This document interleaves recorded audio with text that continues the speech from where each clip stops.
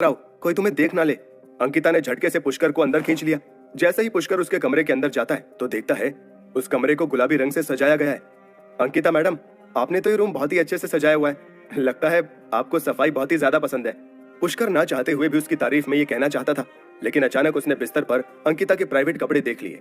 अंकिता ने भी बिस्तर पर फेंके हुए अपने उन कपड़ों को देखा जो उसने सुबह गलती से वहीं पर छोड़ दिए थे। वो सचमुच कपड़ों के बारे में भूल गई थी। अंकिता ने तुरंत शर्माते हुए उन कपड़ों को बिस्तर से उठा लिया और दूर रख दिया। जैसे ही अंकिता उन कपड़ों को अलमारी में रखने लगी तो उसका पैर बेड में फंस गया और अंकिता की साड़ी खुल गई। पुष्कर ने अपनी आंखें बंद कर ली और अंकिता से कहा, मैम मुझे लगता है कि मुझे चलना चाहिए यहाँ से।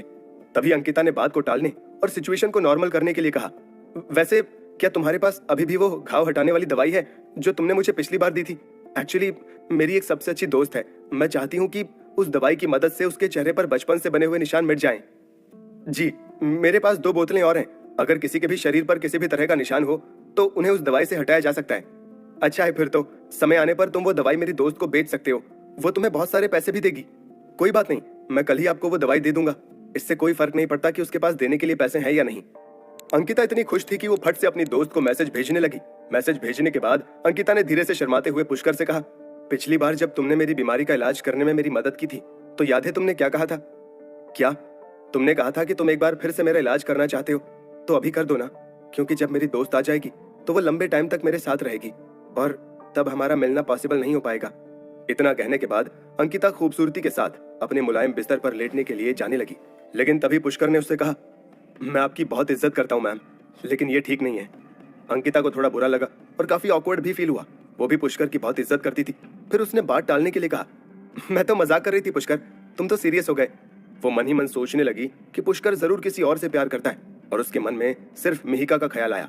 फिर उसने कहा, वैसे मिहिका इन दिनों तुम्हें हर जगह ढूंढ रही है। वो आज कॉलेज भी नहीं आई। मैंने सुना है कि वो बीमार भी थी। सच में? हाँ, वो तुम्हारे लिए कितना रो रही थी। तुम्हें ढूंढने के लिए हिल स्टेशन तक भी गई थी, इसलिए कई दिनों से वो कॉलेज नहीं आ रही थी। मैंने महेंद्रू परिवार के लोगों से सुना कि उसे जहर दिया गया था और बचा हुआ जहर अभी तक निकला नहीं है। वो अभी तक ठीक नहीं हुई है। पुष्कर के मन में मिहिका को लेकर थोड़ी चिंता हुई।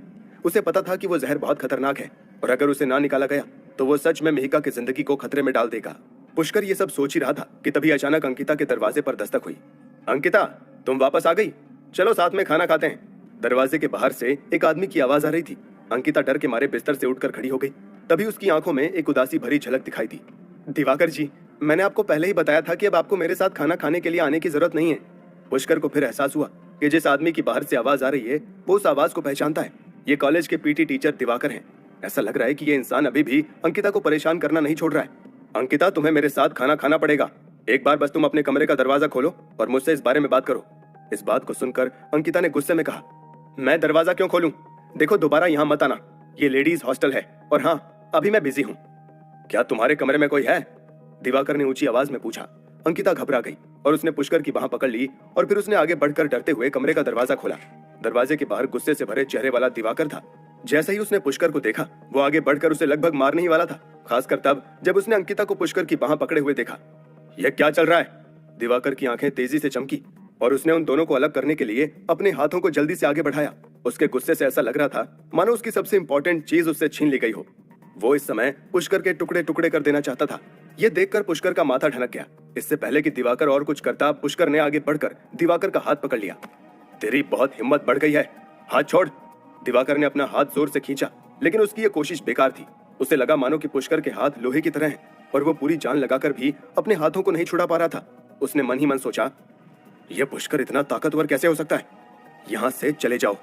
पुष्कर ने हल्के से उसे धक्का दिया, पर इस हल्के से धक्के से ही दिवाकर कुछ कदम पीछे हटते हुए जमीन पर गिर पड़ा। दोबारा कभी अंकिता मैम को परेशान करने की हिम्मत मत करना, नहीं तो तुम्हें बहुत पछताना पड़ेगा।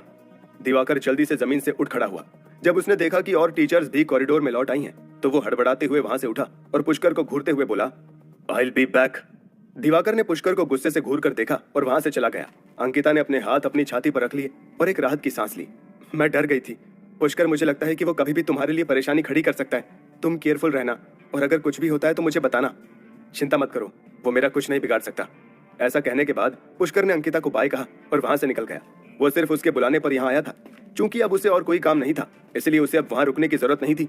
अंकिता असल में पुष्कर को अपने साथ डिनर के लिए रोकना चाहती थी, लेकिन जब उसने सोचा कि अगर दिवाकर ने उन्हें साथ में डिनर करते देख लिया तो वो आगे चलकर पुष्कर के लिए और भी मुसीबत खड़ी कर सकता है। तो उसने भी पुष्कर को जाने दिया।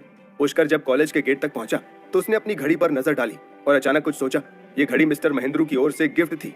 उसे ख्याल आया कि मिहिका काफी बीमार होगी और अगर उसके शरीर में जहर अभी तक बचा हुआ है तो ये उसके जीवन के लिए खतरा हो सकता है। इसके अलावा वापस आने के बाद से उसने मिस्टर महेंद्रू को इतने लंबे समय से कॉल भी नहीं किया था। पुष्कर ने सीधे मिस्टर आनंद महेंद्रू का नंबर डायल किया। दूसरी ओर मिस्टर महेंद्रू ने जब देखा कि उन्हें पुष्कर का फोन आया है तो वो उत्साहित हो गए। पुष्कर, बहुत अच्छा हुआ कि तुमने मुझे कॉल किया। मुझे लगा था कि तुम गुस्से में हो, इसलिए मैंने कभी तुमसे मिलने की हिम्मत नहीं की।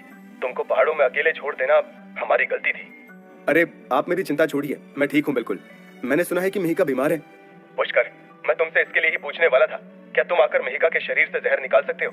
उसकी कंडीशन बहुत सीरियस है। मैं अभी वहाँ आता हूँ। मिस्टर महेंद्रू ने कई स्पेशलिस्ट से भी इस मामले में मदद मांगी थी, लेकिन कोई काम नहीं बना।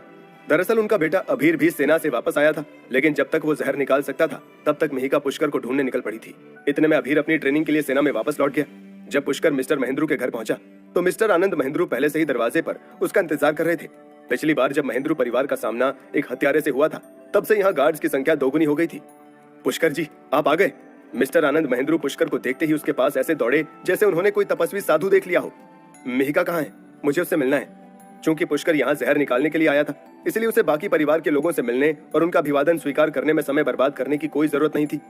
Please come. पुष्कर ने देखा कि कमरे में मिहिका इस समय बिस्तर पर लेटी हुई थी। वो कुछ बोलने या सुनने की स्थिति में नहीं थी।